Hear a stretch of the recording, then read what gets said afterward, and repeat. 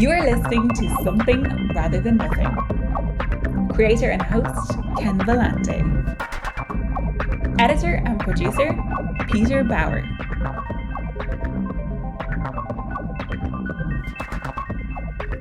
This is Ken Vellante with the Something Rather Than Nothing podcast, and got an episode here with Audrey Martinovich, welcoming her from Madison, Wisconsin, and she has a studio. We're talking audio for the arts. She works in sound engineering, producing, and does a whole bunch of really interesting stuff. Audrey, reaching us from Madison, Wisconsin, welcome to the program. Thank you. I'm excited to talk with you. Yeah, same here. Origin question. When you were born into the world, were you an artist? I would say so. Although I don't think I called myself an artist for a while, and I don't even know if I still. I do call myself an artist now. But as a kid, I was always drawing, always singing, always just trying to make something, and just listening to a lot of music when I was little and trying to notice all of the nuance of these performances and stuff really drew me in even at such a young age. So I consider that to be an artist, even if I didn't really realize it at the time, maybe. Yeah. I've been enjoying that question. I've been asking it lately, and it just how people connect, or also too, like family and background, what you're allowed to connect and allowed to see. I had mentioned at the outset about you work in sound, and I've expressed to you I'm really interested in this because I've had people around me help developing my ear, and of course this is a podcast. So could you talk about for you as an artist and working with sound and trying to create an effect and create an art piece? When did you hook into that and say, because of my work in helping produce this sound, I can make this piece of art? Like, what happened there? I think that's an ongoing journey for me, honestly. I started just pretty much only as an engineer. So I have this musical background, grew up singing, was a singer in high school, studied opera, was a soprano.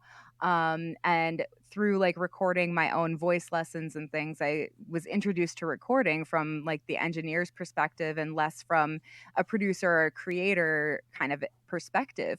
And once I started just kind of dabbling in that, it kind of opened these doors to well, what is a sound designer, and how can you tell a story with sound, and why should you pick, this part of this vocal take instead of this other part of this vocal take?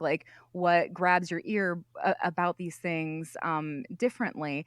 And so I think that has really been kind of this journey I've been on more and more recently, is just how can I tell a story through song or through sound in general, because we do podcasts, and I do sound design for horror films, and not only horror films, but that's just the popular genre of film I work on. Love horror. That's okay. Me Even too. if you just stuck with horror, it's totally fine. It's so horror, suspense, thriller, all of even documentaries have a way of telling story through sound, and just kind of trying to understand how you can play off of certain emotions and feelings and energies and everything is something that has really been speaking to me. I consider myself, a bit of an empath. I always kind of understand the other person. And so I want to be a bridge to connect that person's story to this other person who doesn't know anything about the story or the project or whatever. How can I connect those two things? Yeah, and hearing you talk about that, I'm just impacted because it's that connection. I think looking at storytelling, right, and looking at in our society right now where collapsed communication structure and public commons in order to have discourse to try to create, that link. I can really connect. Probably the wrong word, but No, I think that's exactly the right word. Yeah. So there's a couple big theoretical questions, and one thing about in encountering your description, your work and stuff. I know you can handle them, so I want to just like throw a couple out there for the Yes. basis of the conversation before we get into things. We've been talking a little bit about art and you creating the sound, and what is art? Yeah. So, I mean, I think that art is just like as a zoomed out perspective is like an organization of something. So it could be an organization of clippings from magazines or an organization of instruments and background vocals and to kind of relate it back into sound. It's just someone or something is taking an initiative with deciding how something should be created. And so it's a very vague maybe definition, but I kind of think that anything can be art. Like even if you look at John Cage's 433, that is a composition in quotes of air quotes of silence, but really Right. it's timed and you do have to turn your pages at certain points and things like that. So there's that level of organization to it, but there's no melody. And it's kind of like then whatever the room is experiencing or the group is experiencing together becomes that piece and that story. So then each time it's performed differently. And so it doesn't have to be a sound that is made. It's just I think someone with an intention creating a thing. Yeah, well, and this question is almost, I've noticed lately, almost always gets into intention, right? Yeah. What has been done, what manipulation has happened to the thing, and it's like that, that basic and conceptual is that there's something happened to it. Audrey, I'm asking this question now because I don't want to forget to ask it, but you're into podcasting, and I've been Yeah. doing podcasting for a couple years independently and learning it. What I've noticed lately is that um, sound has become really popular now, and that I'm going to give you an example, and maybe you can help me with it. So there's Hmm. this show on Apple that's called Calls, and it's calls between people that are interrelated. There's no video; it's the sound. Are you familiar with it? I'm not. Yeah. Okay. So let me describe it. So it is calls, interrelated calls made between people. There is no video. You don't see people. You'll see a name and you'll see a representation of the audio sounds. The Okay. representation of the audio sounds creates an effect. All the storytelling is audio, and you're watching a TV show that is really an audio cast, and it's compelling, it's incredible, it draws you. But for me, I see audio lately and the desire for audio almost squishing into video. Hmm. Like post pandemic, like the video thing, or people like fuck video, like get away video, and like wanting audio. I'm recognizing some dynamic. Do you see any of this happening, or like what's going on with this? Yeah, so it's so funny you say that because through the pandemic, our workload at the studio has changed to incorporate more video, and whether that is doing like recording for live streams or just putting together a slideshow that is on top of like a radio play, Yeah, so the same kind of thing where it's, an organization of images, although not, people talking or moving on camera. And so there has been that kind of component to it, but I think that the reason that audio is really taking off as like, like podcasts, for example, have just exploded in the last 5 years. Like no one knew what podcasting was back then, yeah, and then with apps like Clubhouse, where it's just as audio only kind of yeah, platform, I think that those are really taking off because they don't really compete for your full attention like YouTube might, where if you look away from the screen for a second, you might miss a graphic or something that helps you yeah. to like understand the context a little better. Whereas with podcasts and stuff, you just have divided attention, so someone can still listen and do the dishes or listen and clean their house or or drive or whatever it is. So it's just this different kind of level of accessibility. And I think that with the pandemic, like we're all just trying to make our art accessible in one way or another. So whether that is an audio only format or then going to this kind of live stream, like if maybe a musician who used to have a lot of gigs and now they are taken to Facebook Live only, it's just a way of trying to get your art out in ways that can be digested by your audience. Yeah, yeah. Yeah. Yeah, and thanks for your comments on that. It seems like there's all I'm saying is like fundamentally, and there's a greater desire for audio at the Hmm. moment, and I think Yeah. it's in reaction to things. And part of my thing is with podcasting, or at least conversation like we're trying to have, is like it might be useful for people to hear that people can converse about something that's kind of like important or interesting or at least curious for a little while without Yeah. you know without the mention of the way the kind of the political climate, just to be able to gab a little bit, right? Yeah, totally. Yeah. So why do you create, Audrey? Why you work hard at what you do, you help Hmm. people make their art, you make your own. Why do you create? I create to, I mean, to help other people tell their stories, but then also to kind of tell my own story and to even kind of figure out what that is. Our our journeys through life are always changing, and we're hopefully never stagnant, even through lockdown. That was a whole other story. And so for me to create something, like I want to give people goosebumps and grab people by the emotions and make people consider new perspectives. And just interfacing that with music is kind of like the natural intersection for that. Like I love, if I'm trying to give someone a nostalgic feeling, like, okay, what kind of instruments can I choose for that? Should I go for like a toy piano, or are we a little more dreamy, like we want a harp, or or what is it? Like how can I make that happen? And then when it's done, and seeing someone's reaction to it, or even like the artist's reaction to a song I've produced for them, and just them loving it and like, oh my gosh, yes, this is what I wanted. This hits all of the points. Like that is so fulfilling, and it just really is very fulfilling for me to be able to have a hand in that. Because like I said, even if it's not my own story, giving someone else a voice and like the confidence to speak their truth is really important to me. Yeah, it's like the that piece in the like way it's like, oh, it's there, and Yeah.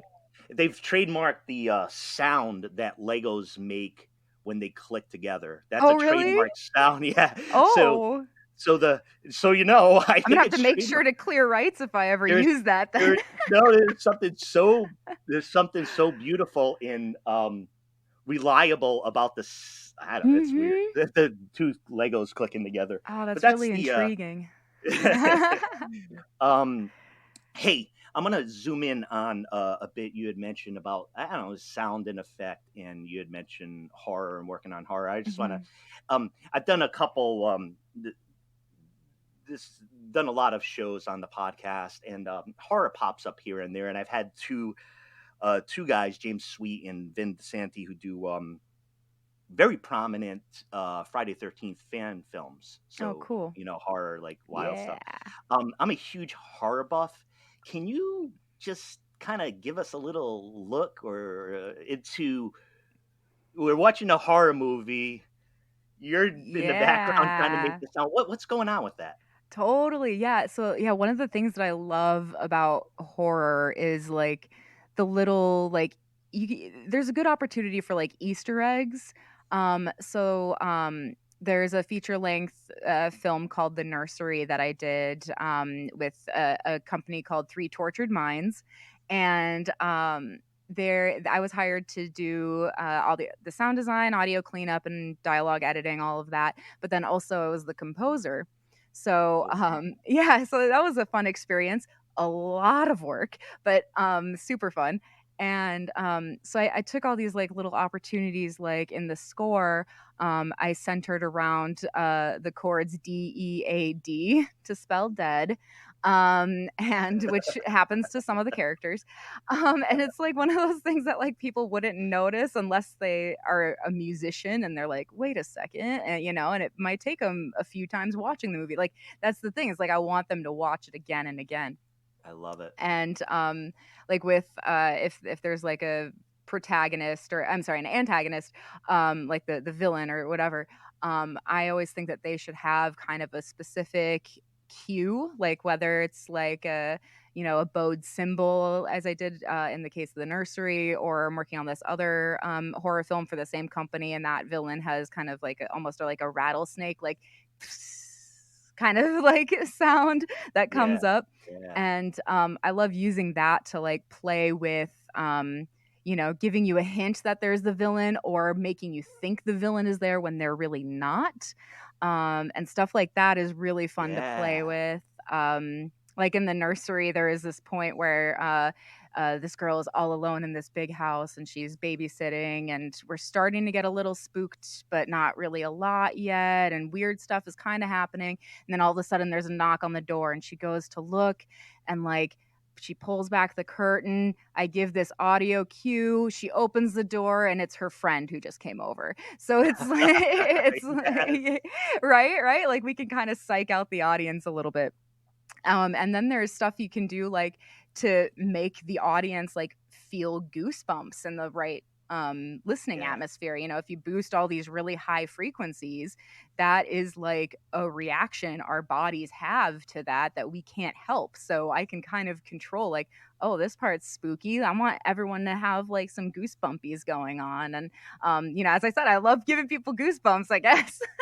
I love it. I have I do wish to make my one film wish is to make a found footage horror, because I adore that genre, and like people react against it, and I'm just like, I feel about found footage the first day that I saw found footage. I love it just That's as much. so cool. I love Yeah. I wonder if there's like an audio equivalent, like, uh, yeah. we'll figure it out. We'll talk after this. Yeah, No, perfect.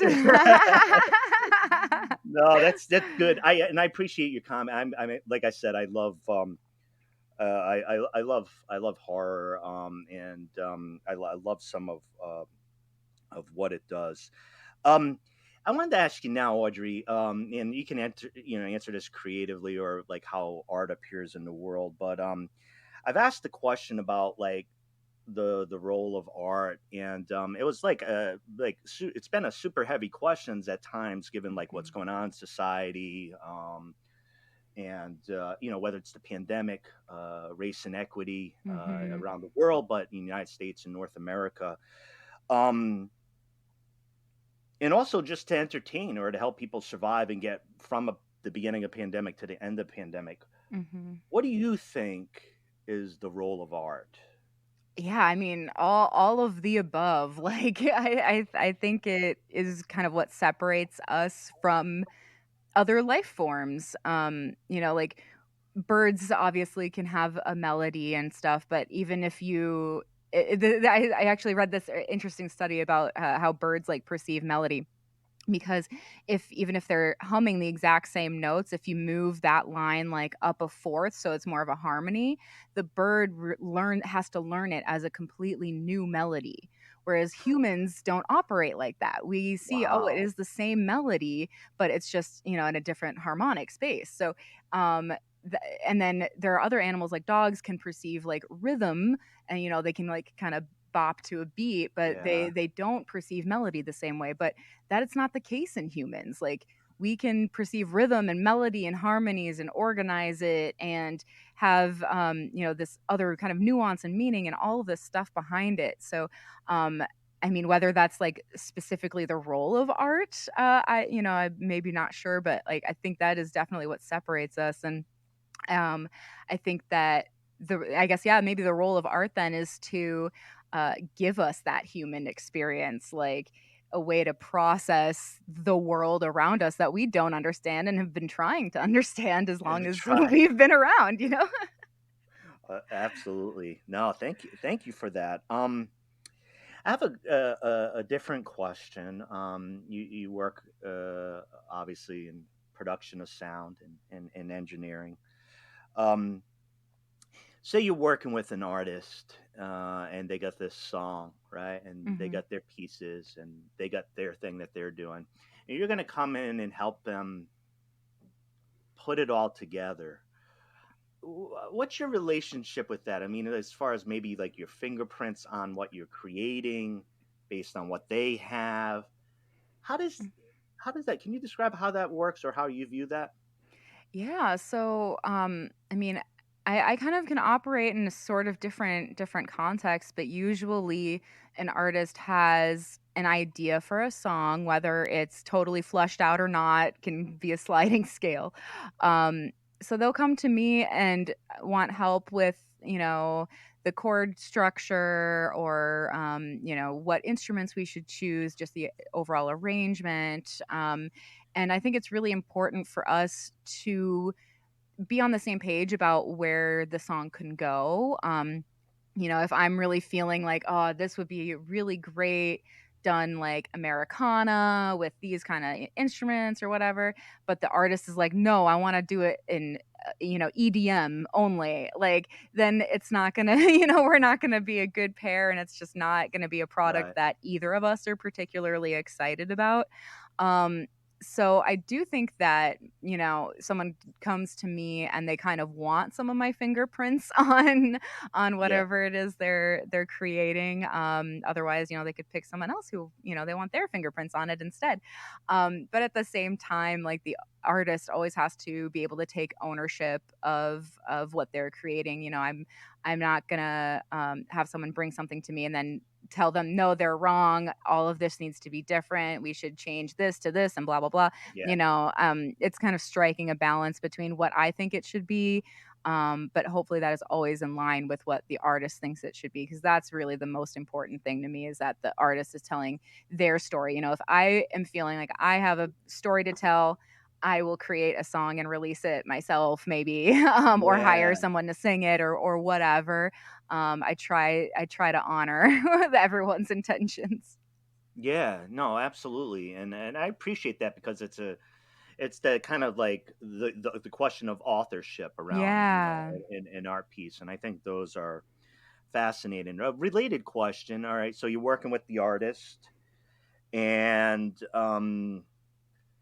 there's different pieces being added in. Maybe it's extending out a little bit. You're creating a fixed art object at some point. How do you know when it's there? How do you know when it's When it's done? done. Yeah. That's always a little squishy too, but so I have ADHD. So for me, when I think a song is like done, it's when it holds my attention the whole time. I don't have any spots that I kind of, space out or whatever.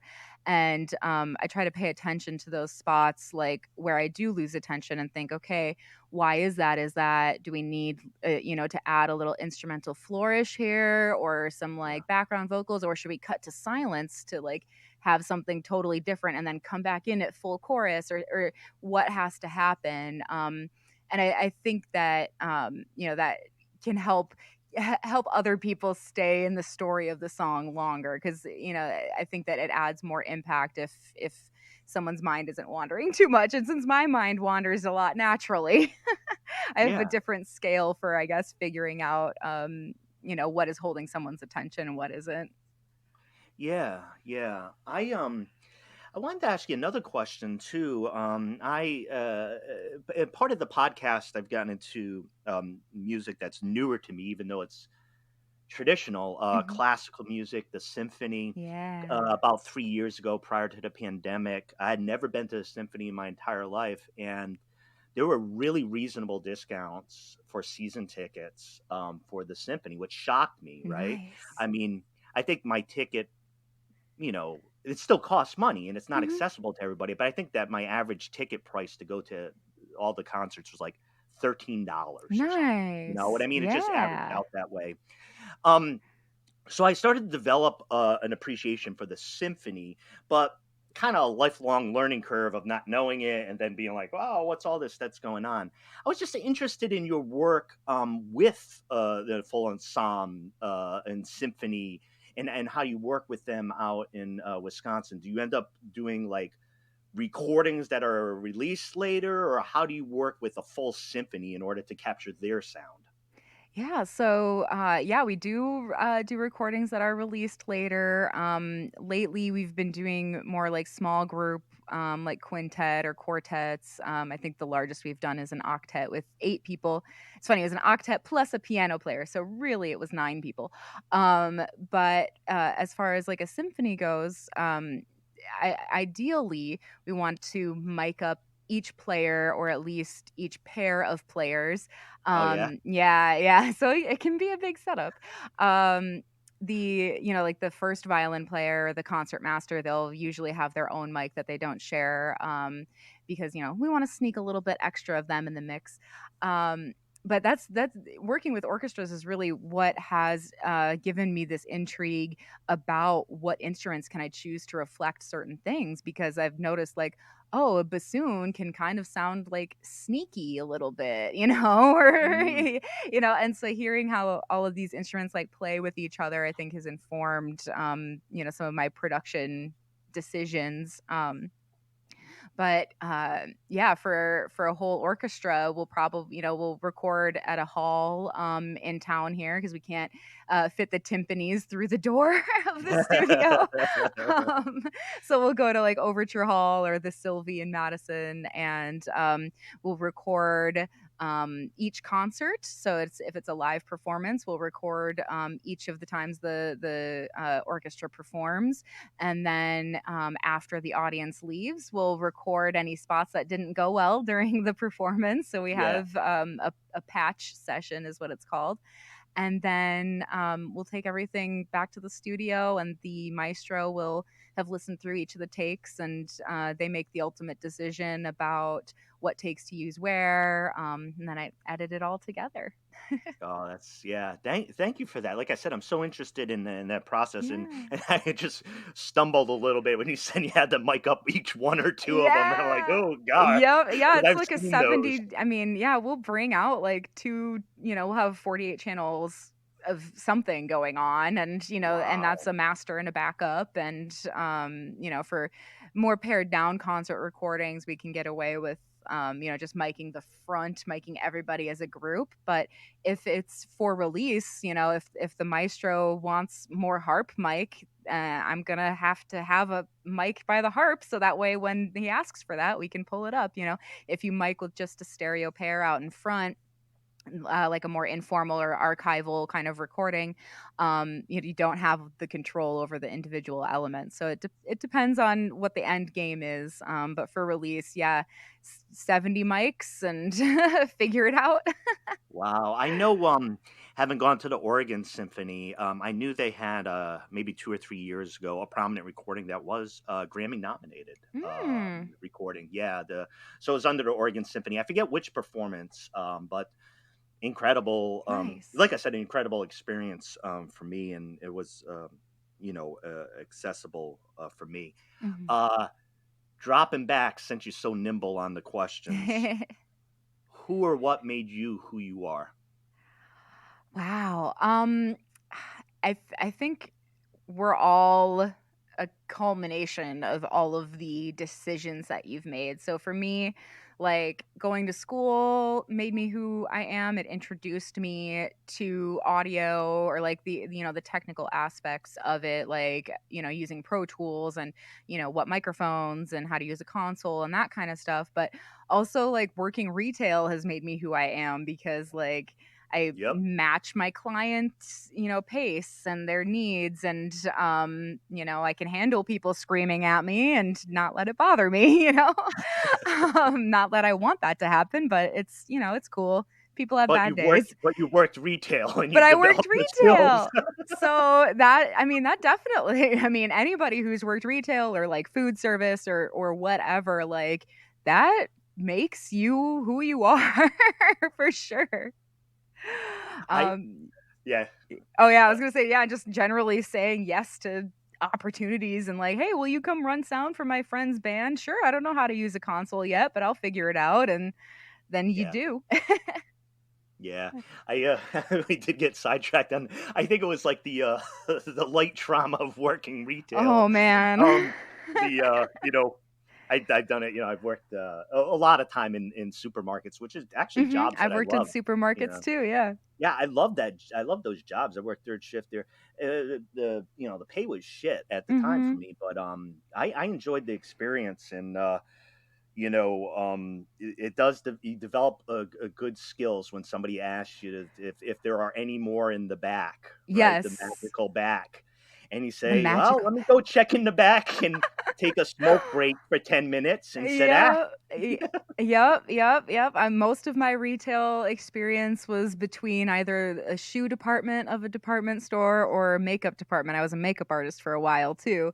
And yeah, you definitely learned the like psychology of talking with people, like I don't know, you just get a good read for people, once you work with them so much, and working retail is a crash course in working with people. Yeah, it is. It is. So, um, and all that comes with it. Hmm. Um, I got an interesting question for you, a little bit more along the, producing, engineering, and creating an effect. Talking about in terms of ambience and feeling in a room that obviously audio can create that kind of vibe. Hmm. Um, what what is that? How do you do it? Yeah, what's vibe? um, yeah, I mean, I think it all comes down to like energies. Like you can I've talked a lot about like, do I vibe with the artist, or, do we have a good vibe together? And, it's kind of like if you walk into a room and the people in that room just had an argument, you can feel it. Like if something just Yeah, feels weird, and, yeah, yeah, yeah, and that works in all different directions, that you can tell if they were just making out and you walked in the room, like yeah, the opposite yeah, end. Something yeah. is just different about the vibe of the room. And then with sound, the frequencies we hear that we perceive as pitch, the lower the frequency, the lower the pitch, the higher the frequency, the higher the pitch. Those have energy behind them too, like in a very like scientific way. Like the higher the energy, the higher the frequency is. It's pushing more air molecules and everything out of the way. And um, you know, we can hear that energy in a room like as resonances, as bass frequencies getting trapped in corners and stuff like that too. So it's this emotional thing, but it's also this scientific thing. Wow. But I mean, we've had it's interesting as a philosophical question. Doesn't have to be Yeah. absolutely answered because when you have the presence of something that is real and identifiable, but is also mysterious. I mean, Hmm. okay, how did it end up sticking there? It's just a fascinating phenomena. My connection to this towards trance and vibe is doom metal. Cool. The plotting, the rhythmic drumming, which is journeying, the plodding bass, the just repet, and it talk about mood Hmm. and vibe and atmosphere, and it's extended so it can last 8, 10, 12 minutes, or it could be the whole show for an hour. Um, but it's felt. It's Yeah. felt, and Uh-huh. it's a powerful. If you're sensitive to it, you're sensitive to it, Audrey. Hmm. I am. But if you're sensitive to it, it's like, whoa, Yeah. I'm on the wave, right? I'm on the surfboard, Totally. right? Yeah, and I love that you brought up doom metal. I think that is like really, it's probably like one of the closest genres to classical. Like that sounds kind of crazy, but there's a lot of precision in it, and it is like this extended kind of song. It's not like a 3 or 4 minute song, and the same thing with like a sonata in classical music. You might get like 24 minutes or 12 minutes, or, in a symphony, it might be like 40 minutes. So it ranges, but the technical aspect and the textures are there, and there's that crossover between the two. Yeah, I was talking with Audrey Martinovich and in Madison, Wisconsin, and it's a great pleasure to chat with you. I've lived in Wisconsin for about a decade and worked with the teachers and support staff out there. Love the town. I That's love the awesome. music there. Although you'll know what this means, I'm a Milwaukee music guy because Oh, being into okay. metal, So for me, I love a lot of the music that you do. I love a lot of genres of music, but my go-to for live isn't the person with the folk guitar. In general, Totally. it tends to be Milwaukee's metal. Yep. That tends to be my live experience. But I've always appreciated about the area because Milwaukee's a metal town, and Madison is smaller, and you get some great stuff there. But it's a little bit more of that It's folk, so funny. Yeah, you know. that's a difference I never really like thought about too much. But it makes perfect sense, like as you get over into Madison, and like I live in the Driftless area.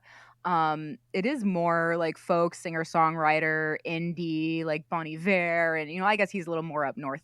But Yeah, but yeah, Milwaukee's like more hip hop and metal and everything. It's a cool yeah. dichotomy across Wisconsin. Yeah, I love those two towns.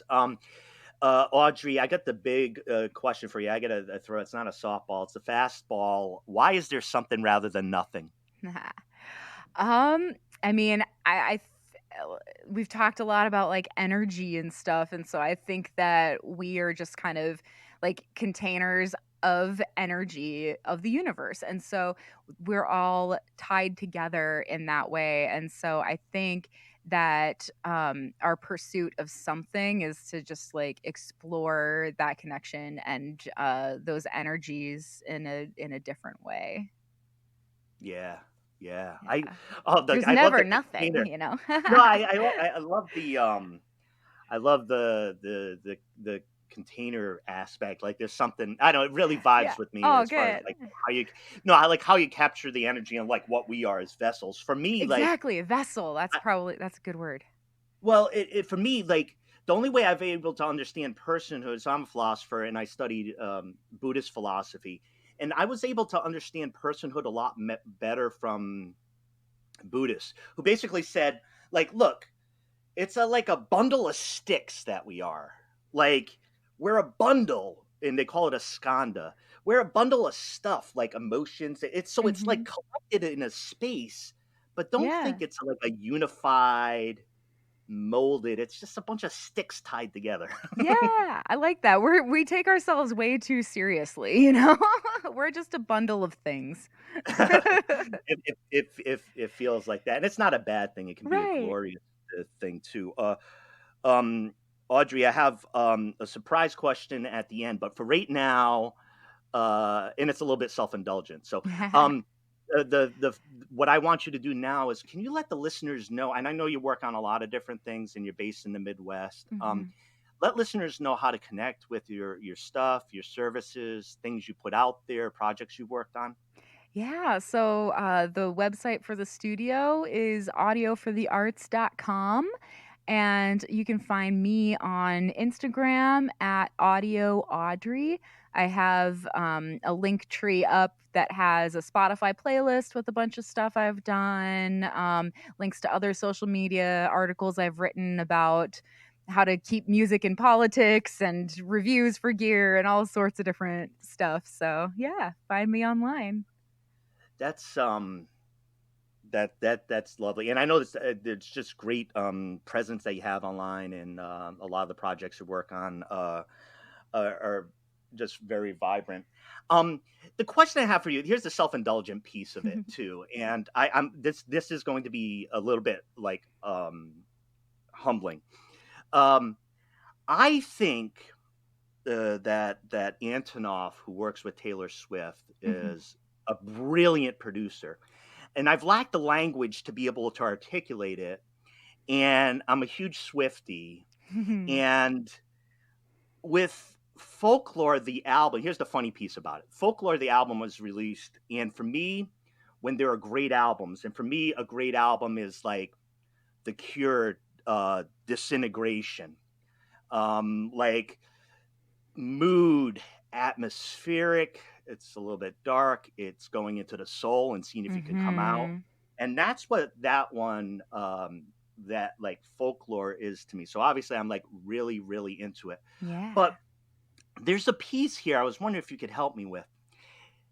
There seems to be such an enormous emotional content to like this kind of skimmed down, like vocal, like not vocals, but like the sound. They did a studio version, and it's almost like these heart-wrenching stories that are just like left bare. Yeah. Just left sitting there.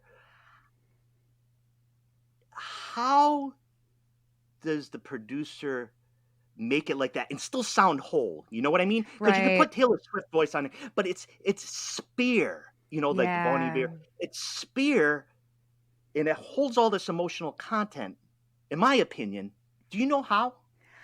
I love that like style. It's kind of like a minimalist sort of thing, you know, but it's still, but it doesn't sound empty. Yeah, I love that album too. And I mean, I think that is kind of always a question I'm like dealing with is like, should I add something to this?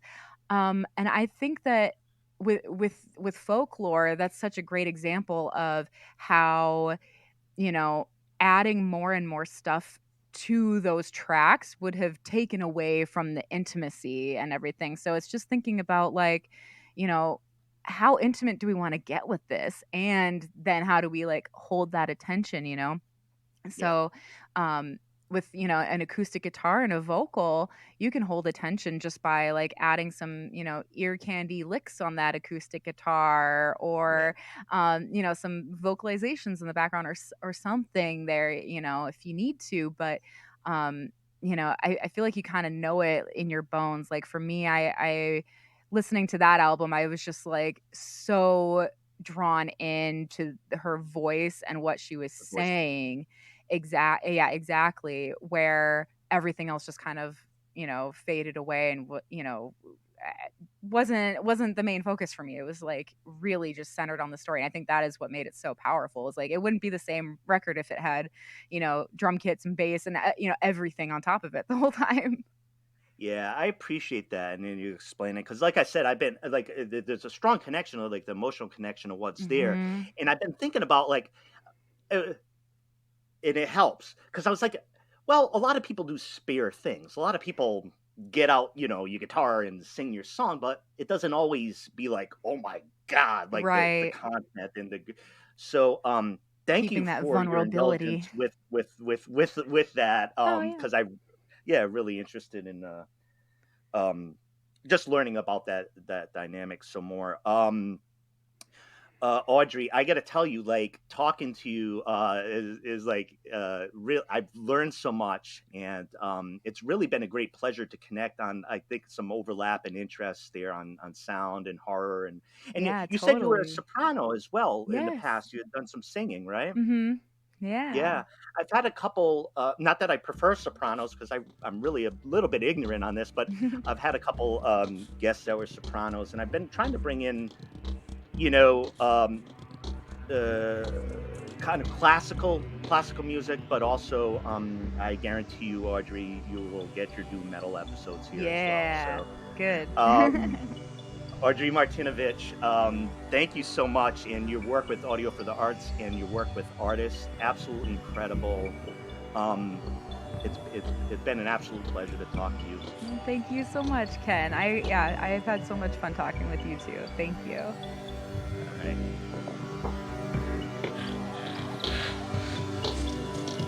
This is Something Rather Than Nothing.